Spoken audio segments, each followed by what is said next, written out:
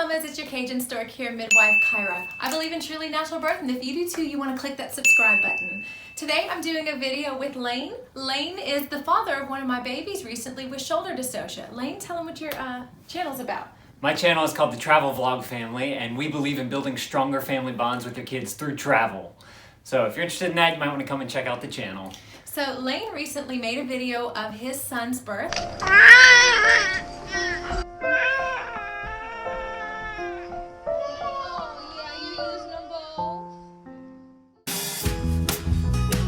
During his birth, his son experienced a shoulder dystocia, and Lane had, just like every other dad, 1,000 questions about it. I had no clue what it was whenever you were talking about it. I didn't know. Even right before we shot this video, Lane started to ask me questions before the video. So we're going to give you a Q&A between dad and midwife about shoulder dystocia from a dad who's experienced it firsthand. Let's do it. Now, let me start by saying that Lane has had 2 previous birth center births with his other 2 children, so delivering out of the hospital is not a surprise or something unexpected for him. However, after having 2 completely easy breezy births, this birth was quite different. So let us in a little bit about some of the signs that Krista had that were different than her other births. She started having some hip pain at the house whenever she was just laboring at the house. And Krista was having a lot more painful contractions than she had had with Amelia and Jacques, and this pain was in her hips, and she was trying to labor through it here at the house before going to the birth center.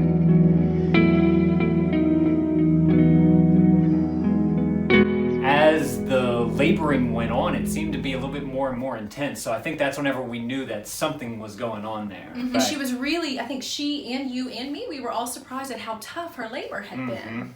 And so at the actual birth, the baby had come out and we had some symptoms of a shoulder dystocia. Okay, stop right there. What does dystocia mean? What a shoulder dystocia means is that as the head is delivered outside of the pelvis, the shoulder actually gets stuck on this pubic bone.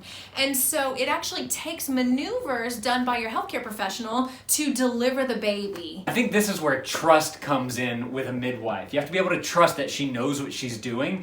And whenever I saw Kira maneuvering the baby out and telling Krista to flip onto certain positions, you can't do that in a normal hospital. You just sit in the bed and you kind of pray whatever comes out, you know?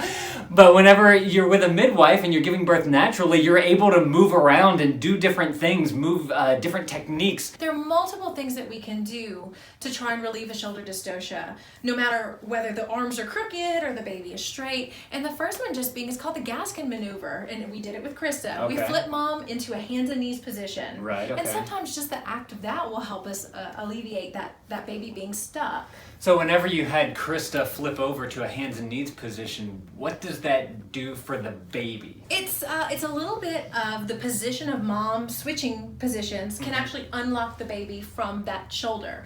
It's called a corkscrew maneuver. I can actually do it at the same time where we'll actually insert our hands and try and literally corkscrew the baby out of the pelvis while mom's moving.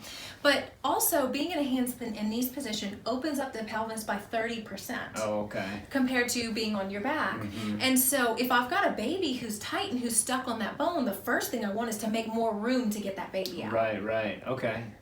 So now, whenever you have your hands on the baby and you tell mom to flip, are you trying to hold the baby in place so that mom can turn to help get the baby out?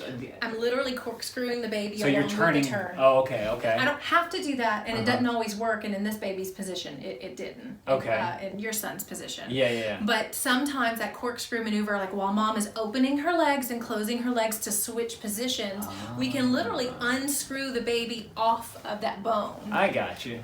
So it's kind of like you take a jar and you're putting the lid on, and it doesn't get threaded correctly, right. And so you unthread it so that you can get it in correctly. Right. Is that? But it's the same thing. Okay. We're just gently maneuvering the baby off. Okay, that makes sense. So corkscrew maneuver, the Gaskin position, which is that hands and knees position. And Krista didn't have to do it, but in the past I've even had to move moms into a position we call running start. So there's another method that we can use prior to breaking the baby's clavicle called suprapubic pressure. And basically if mom's on her back, the person can get above and push down on the shoulder while mom's pushing. And so right above the pubic bone, we push which decreases that width of those shoulders, and hopefully baby will slide right past it. Right, okay.